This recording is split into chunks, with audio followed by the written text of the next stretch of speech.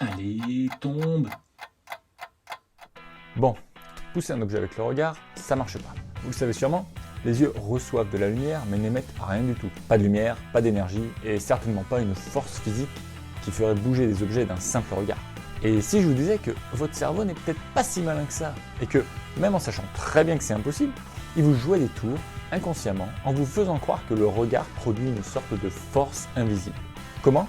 C'est ce qu'on va voir dans cette vidéo.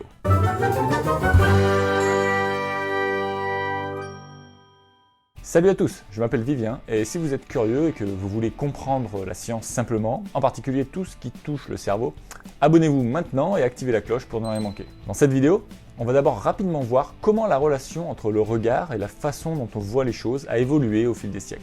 Puis on va parler d'une étude récente qui suggère que quand on voit une personne regarder un objet, notre cerveau considère inconsciemment que le regard de cette personne produirait une légère force, comme un léger souffle, qui pousse l'objet. Le regard, c'est quelque chose qui nous fascine depuis toujours. D'ailleurs, on a plein d'expressions qui font référence aux yeux comme émanant quelque chose. Avoir un regard perçant, avoir un regard de braise, avoir un regard pesant, foudroyer du regard. Toutes ces expressions laissent penser que quelque chose, que ce soit de la chaleur, de la lumière, une sorte de force, sort des yeux. Et ça date pas d'hier. Déjà dans l'Antiquité, des savants aussi illustres que Pythagore, vous savez le théorème, les triangles, rectangles, tout ça, pensaient que la vision était due à un rayon qui sortirait de l'œil pour aller en ligne droite là où le regard est dirigé. Et Pythagore n'était pas le seul à penser ça, et pendant des siècles, voire même des millénaires, on a cru que l'œil émettait la lumière qui lui permet de percevoir les objets. C'est ce qu'on appelle la théorie de l'émission ou extramission. La théorie de l'émission est ancrée dans notre expérience de tous les jours, parce que nos yeux sont naturellement dirigés vers les objets. Et en fait, c'est plutôt normal. Dans beaucoup de domaines, on a d'abord expliqué les choses de façon intuitive, comme on les voit. Rappelez-vous que pendant des siècles, on a cru que c'était le Soleil qui tournait autour de la Terre. A l'inverse de l'extramission, certains savants dans l'Antiquité ont développé la théorie de l'intromission, c'est-à-dire que la lumière serait projetée par les objets avant d'arriver dans l'œil. Alors, vous voyez, avec cette théorie, on était déjà un peu plus proche de ce qui se passe vraiment. Il faudra qu'on passe par la théorie de la réflexion, qui en gros avait compris que ce n'est pas les objets qui produisaient la lumière, mais qui simplement les reflétaient, puis par la théorie corpusculaire de Newton, pour qui la lumière est composée de particules qui se déplacent en ligne droite, puis la théorie ondulatoire de la lumière, qui sera elle-même précisée en une théorie électromagnétique et en mécanique quantique, qui finalement aboutira à la reconnaissance de la dualité onde-corpuscule, comme on la connaît de nos jours. Bon, je vais m'arrêter là. Cette vidéo n'est pas centrée sur l'histoire de la lumière, mais c'est important de bien comprendre que déjà, pendant très longtemps, on a considéré que les yeux projetaient quelque chose. Et puis, c'est aussi intéressant, je trouve, de voir comment chaque théorie ont évolué au fil des siècles. D'ailleurs, j'ai envie de faire des vidéos sur l'histoire des sciences, alors dites-moi en commentaire s'il y a des sujets en particulier que vous aimeriez que j'aborde dans ces vidéos. Ce qui est intéressant, c'est que de nos jours, cette conception d'extramission semble toujours assez fréquente chez les enfants, comme l'a montré une étude de Piaget dans les années 60. Et avec l'âge et l'éducation, cette notion diminue, mais se maintient quand même chez un nombre assez surprenant de personnes, même scolarisées. Dans les années 80, une enquête auprès d'étudiants américains a montré que sur un échantillon de 1300 personnes, 84% des femmes et 73% des hommes étaient convaincus qu'ils peuvent sentir quand quelqu'un les regarde. Et une étude de 2002 suggérait que jusqu'à 50% des adultes croient encore à la théorie de l'émission. Ce qui est sûr, c'est qu'il y a eu des tas d'études qui ont bien confirmé que non, les yeux ne produisent pas de rayons lumineux ou de force invisible, à part peut-être Superman ou les Jedi. Mais attendez, parce que entre ce que je sais et ce que mon cerveau perçoit, consciemment ou non, il y a une grosse différence, comme vous allez le voir dans l'étude dont je vais vous parler maintenant. Dans une première expérience, 147 personnes ont fait une tâche très simple sur ordinateur. Juger l'angle critique pour lequel un tube en carton qu'on incline tombe. Les personnes ont fait ça devant un écran où ils voyaient un tube posé sur une table et une ligne verticale centrée sur le tube.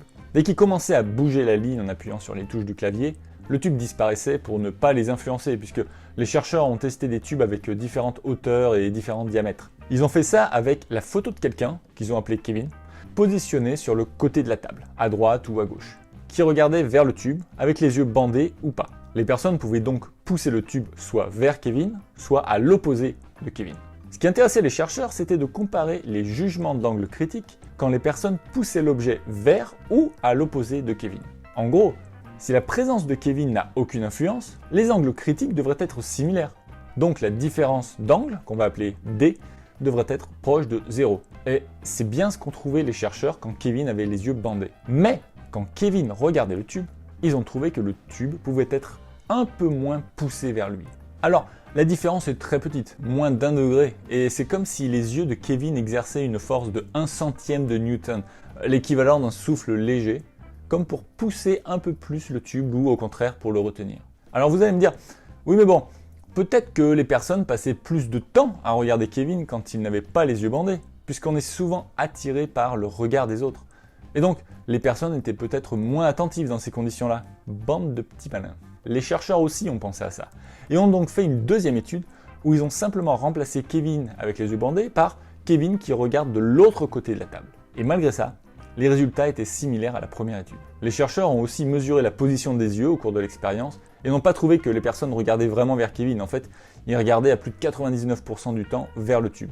Vu que vous êtes plutôt futé, vous allez me dire « Oui mais attends, peut-être que c'est pas tellement la présence de Kevin qui est importante, mais plutôt la façon dont on interprète où se dirige son regard. » Pour tester ça, les chercheurs ont refait la même expérience qu'au début, sauf que cette fois ils ont comparé deux groupes de personnes qui avaient des consignes différentes.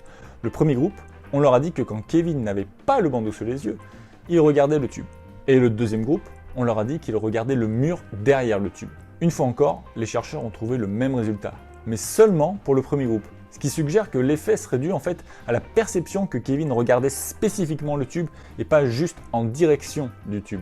Les chercheurs ont aussi montré dans une quatrième expérience que si on disait aux personnes que le tube pesait plus de 4 kg, l'effet disparaissait.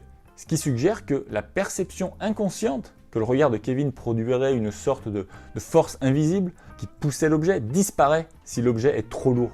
Pour résumer, le jugement de l'angle critique pour lequel un tube en carton tombe semble influencé par la présence d'une image d'un visage qui regarde vers le tube.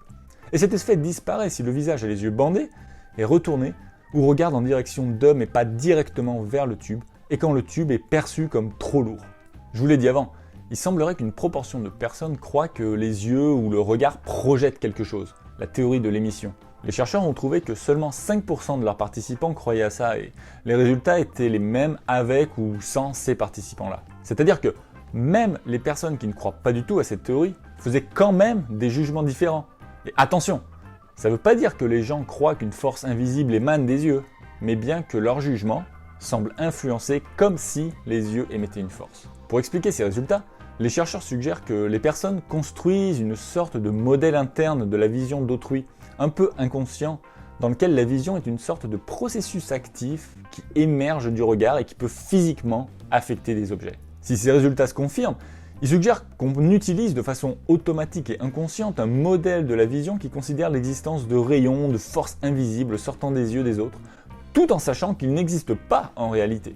Ce modèle implicite pourrait faire partie des processus cognitifs impliqués dans les interactions sociales, qui expliquerait également l'origine des expressions faisant référence au regard, comme porteur de force, ou encore les mythes où le regard est porteur de pouvoir, comme Méduse qui transforme quiconque en pierre d'un simple regard, ou encore Superman qui émet des rayons laser par les yeux. Évidemment, il faut prendre les résultats de ces 4 expériences avec précaution. Une des grosses limites est liée à la façon dont les chercheurs ont comparé les différentes conditions.